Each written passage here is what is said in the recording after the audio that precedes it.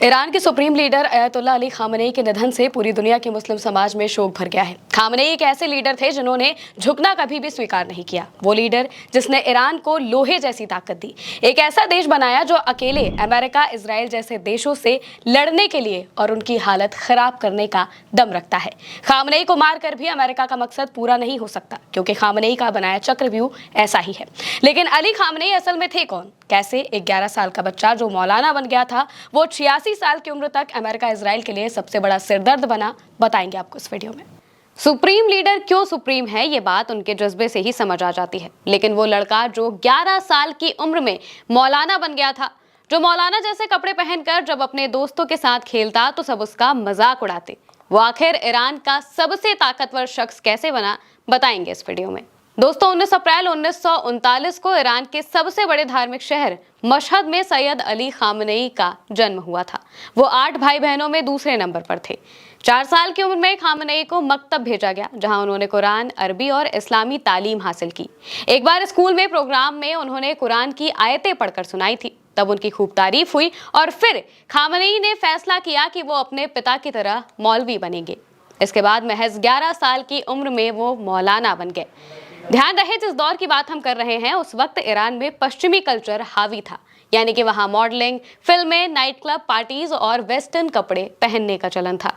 Iran में तब Shah Mohammad Reza Pahlavi का शासन था। शाह पंथ निरपेक्ष और पश्चिमी विचारों को बढ़ावा देने वाले राजा माने जाते थे।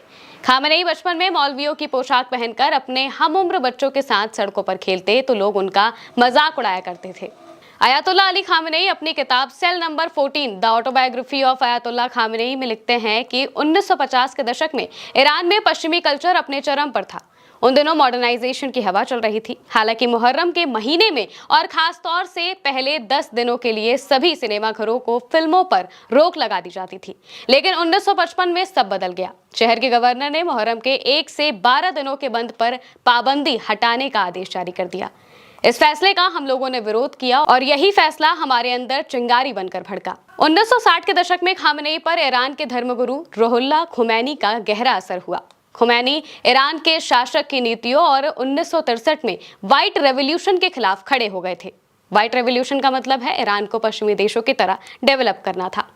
खुमैनी को लगता था कि ये इस्लाम और ईरानी संस्कृति के खिलाफ है। इस्लाम और राजनीति को अलग नहीं किया जा सकता और देश में विलायत ए फकीह यानी कि इस्लामी धर्मगुरुओं का शासन लाने की बात कही। खामनेई इससे बहुत प्रभावित हुए। 1962 और 63 में खुमैनी ने शाह के खिलाफ खुलकर विरोध शुरू कर दिया। खामनेई ने खुमैनी की बात को मशहद समेत कई शहरों में फैलाने में मदद की।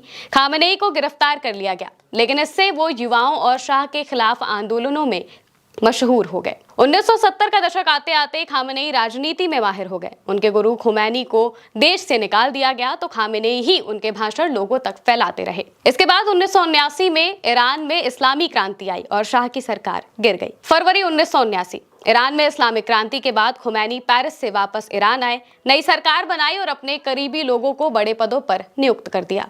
उस समय सांसद और बाद में ईरान के राष्ट्रपति बने हसन रूहानी ने संसद में खामनेई को उप रक्षा मंत्री बनाने का प्रस्ताव दिया।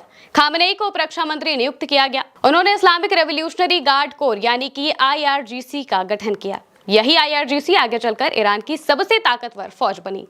IRGC को बनाने का मकसद ऐसी सेना खड़ी करना था जो देश के लिए धार्मिक, राजनीतिक और आर्थिक मोर्चों पर लड़ सके, जो इस्लामिक राष्ट्र ईरान को न सिर्फ बाहरी खतरों बल्कि देश के अंदर के मामलों को भी सुलझा सके। इसके बाद भी खामनेई के रास्ते में काफी मुश्किलें आई। हमला भी हुआ। ऐसे ही एक हमले में उनके हाथ में गंभीर चोटें आई थी, लेकिन इसके बाद खामनेई ने कहा था, अगर मेरा दिमाग और जीभ काम करे तो मुझे हाथ की जरूरत नहीं पड़ेगी, मेरे लिए मेरा दिमाग ही काफी है। ये वाकया 27 जून 1981 का है। इसके बाद 30 अगस्त 1981 को ईरान के उस वक्त के राष्ट्रपति एक बॉम्ब ब्लास्ट में मारे जाते हैं। फिर देश भर में नए राष्ट्रपति की मांग जोर पकड़ने लगी। खामनेई इस समय तक IRP के बड़े नेताओं में शामिल हो गए थे। इस वजह से खुमैनी और IRP के नेताओं ने नए राष्ट्रपति के लिए खामनेई का नाम आगे किया। 2 अक्टूबर 1981 को देश भर में राष्ट्रपति के चुनाव हुए और 13 अक्टूबर को नतीजा आया। खामनेई 95% वोटों से राष्ट्रपति पद का चुनाव जीते और ईरान के तीसरे राष्ट्रपति बने। शपथ लेते हुए खामनेई ने कहा, मैं इस्लामी क्रांति की हिफाजत और जनता की सेवा के लिए अपनी जान भी दे दूंगा। 1985 में रहबर अयातुल्ला रुहुल्लाह खुमैनी ने हुसैन अली मुंतजरी को अपना उत्तराधिकारी घोषित किया था, लेकिन किसी बात से नाराज होकर फैसला वापस ले लिया। इस बीच 3 जून 1989 को खुमैनी का निधन हो गया। इसके बाद अगले रहबर के लिए वोटिंग हुई। खामनेई को 60 वोट मिले, जबकि दूसरे कैंडिडेट को महज 14 वोट मिले थे।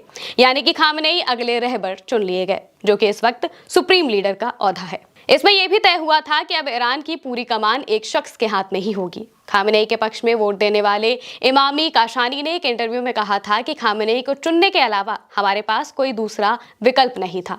खामनेई खुद सुप्रीम लीडर नहीं बनना चाहते थे, लेकिन रफत संजानी और मैं जानते थे कि हमें जल्द ही फैसला करना होगा, क्योंकि सद्दाम हुसैन की सेना ईरान के बॉर्डर पर थी।